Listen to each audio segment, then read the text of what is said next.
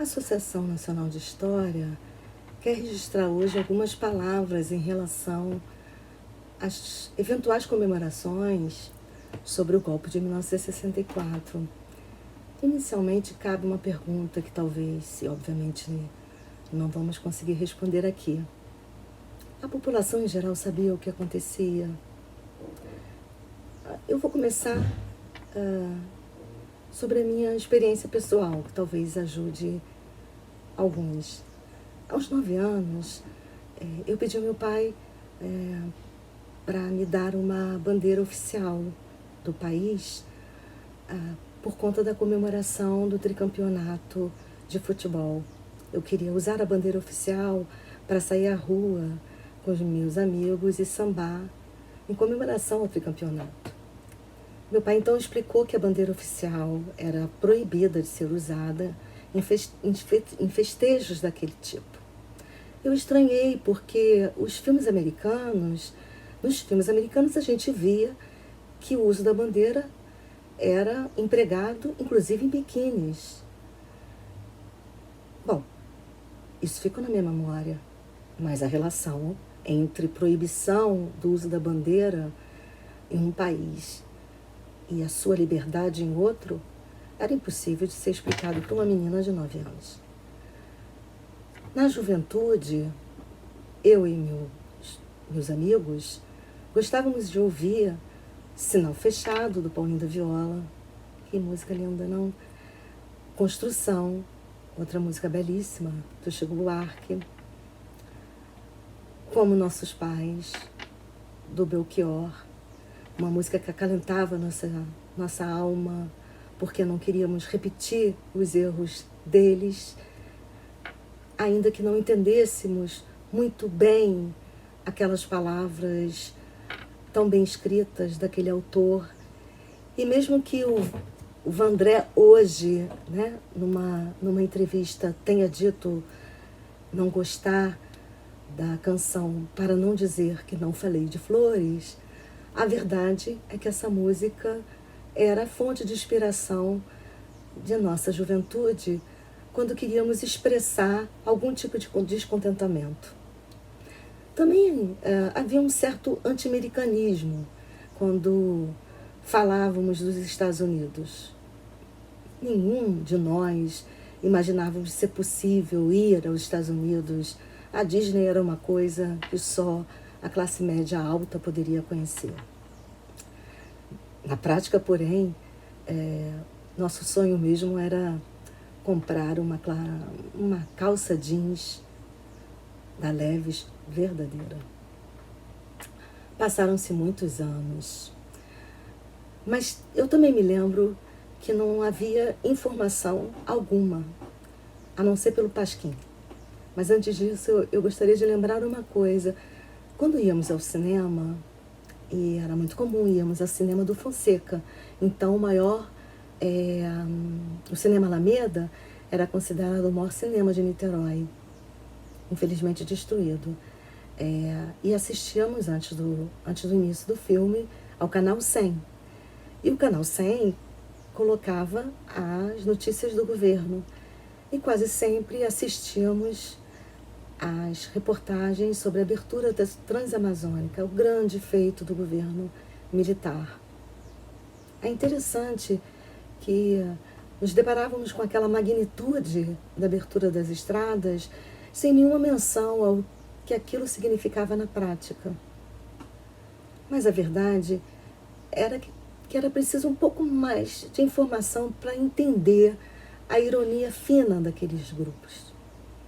Não era tão fácil sair da ignorância dos setores populares. As novelas, principalmente as novelas da Globo, tratavam as mulheres como objeto. Aí as mulheres morenas como exemplo da sensualidade brasileira.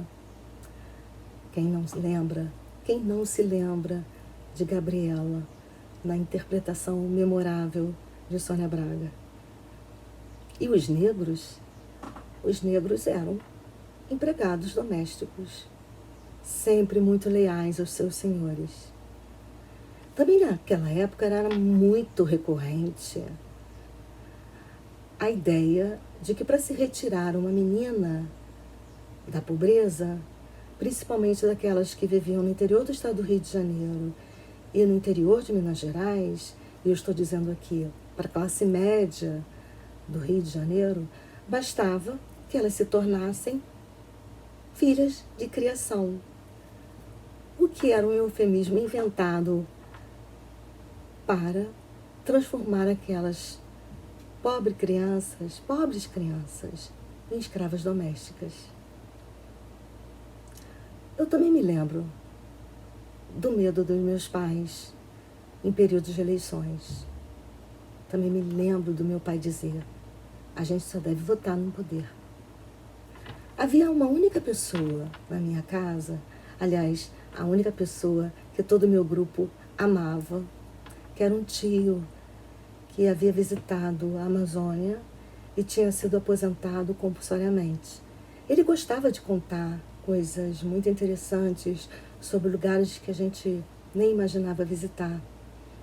Mas quase sempre as pessoas da família pediam para ele parar de contar, principalmente depois que ele teve lepra.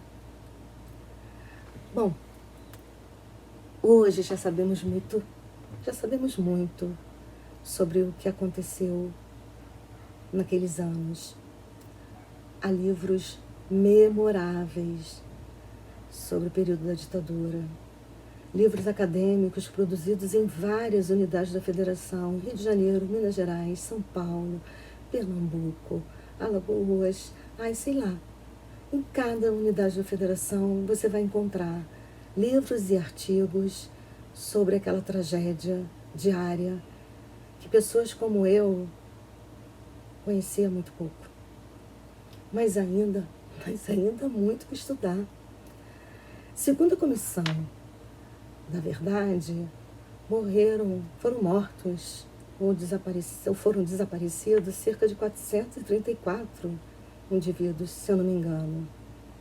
E se alguém ousa achar que isso é um número pequeno, é porque não se dá conta de que cada pessoa que foi morta pela ditadura ou desaparecida por ela dilacerou coração e alma de famílias e amigos.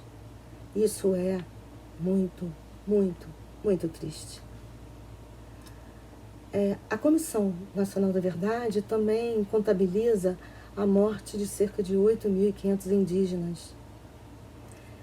E a pesquisa levada a cabo pelo antropólogo Moacir Palmeira, Memória Camponesa, tem também traçado um estudo sobre a alteração do percurso dos camponeses quando eles tiveram que alterar a sua própria trajetória de vida diante do processo de grilagem estimulado após o golpe de 64. Alteração dos seus nomes, mudança de lugares, empobrecimento e tudo mais. Isso sem contar que ainda não temos a menor ideia de quantos negros foram jogados à prisão pela simples razão de serem negros. Então, de fato, não há nada a comemorar em relação à ditadura. Por isso, ditadura nunca mais. E é por isso que os historiadores brigam em nome da democracia. E é por isso também que a gente reitera que é a obrigação do Estado preservar a vida humana, preservar o indivíduo independente de sua cor, independente da sua opção sexual, independente da sua opção política, independente de qualquer coisa que alguém ouse falar que é uma limitação. Todos os indivíduos são indivíduos de direitos. Isso é uma prerrogativa constitucional. E é mais, o Estado tem a obrigação legal de oferecer uma educação pública, laica e gratuita em todos os segmentos. E tem também uma obrigação de salvaguardar e estimular a história produzida pela academia. E sabe por quê? Porque sem a história não há futuro. Sem o conhecimento histórico não há projeto de futuro de uma sociedade includente, democrática e minimamente feliz. Porque, como gostamos sempre de falar, o conhecimento nos liberta, o sofrimento nos mobiliza e a empatia nos protege.